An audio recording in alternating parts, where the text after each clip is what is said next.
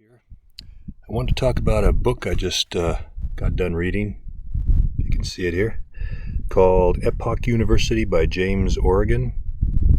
It's a rather remarkable little story. I like it a lot.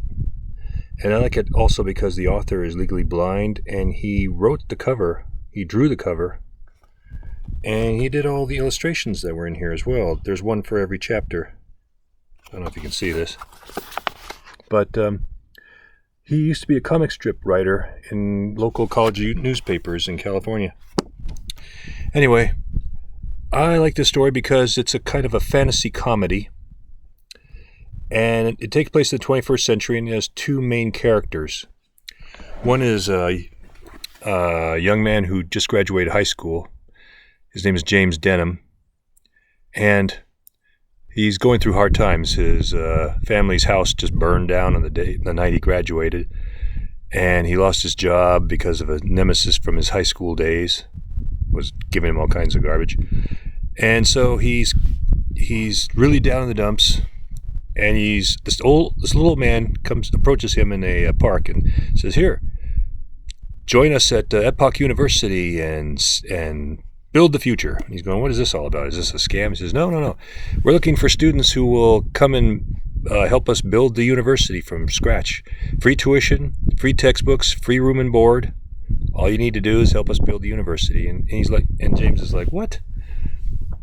And before he knows it, the little old man's gone, and he's looking at the pamphlet. It has a map to get to the place somewhere in Oregon, and he's like, "Well, what else? What else can I do?" So he tells his parents, and they have already committed his college education, what's left of it, to maintaining themselves in a hotel because they've lost everything. So he joins up, and he ends up meeting all sorts of interesting characters. I love the characters they have. Some of the professors are, like the algebra professor is Professor Tangent, chemistry professor is Professor Flask, and so on and so on. It's pretty cool. The other main character is, is a pirate, a very, very horrible pirate named Redbeard, who exists 300 to 400 years before. And his role in this book is, he's the bad guy, obviously. But he keeps being knocked forward in time at 50 years or so because he ended up killing the nephew of this witch, this sea witch. Yes, I know, it's a sea witch, but it's funny. It's interesting, too. She was going to kill him, but the dark powers that protect him wanted him to stay as an agent of chaos throughout time, so every time he got a big load of treasure, he was thrown forward 50 years in time. So as the book progresses, the two timelines are slowly merging together. And the reason why they are is because, unbeknownst to the students and the faculty, one of Redbeard's first treasures lies underneath the site of the university, which is inside this massive caldera. But what James Denham doesn't know is that this university is also a nexus hub for alternate dimensions, alternate universes of different Earths where students are recruited to come and learn at this university.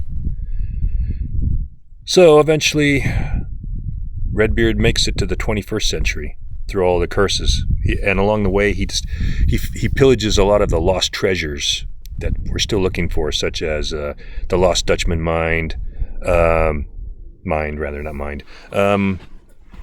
Nazi gold.